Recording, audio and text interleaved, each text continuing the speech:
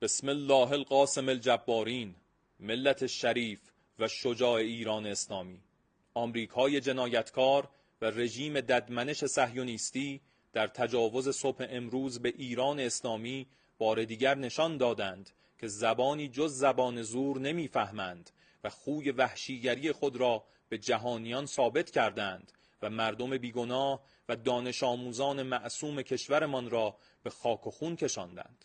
نیروهای مسلح جمهوری اسلامی ایران در پاسخ قدرتمندانه به این تجاوز وحشیانه با سرعت عمل و دقت بسیار بالا علاوه بر مراکز مهم حیاتی، امنیتی و نظامی رژیم صهیونیستی در سرزمین‌های اشغالی 14 پایگاه مهم نظامی آمریکا در منطقه را با حملات برق‌آسای خود هدف قرار داده و صدها نفر از نیروهای متجاوز آمریکا و رژیم را به هلاکت رساندند. یادآوری می‌گردد عملیات مقتدرانه و با صلابت نیروهای مسلح کوبنده‌تر و گسترده‌تر از قبل تداوم خواهد یافت که نتایج آن متعاقباً به اطلاع مردم عزیز خواهد رسید.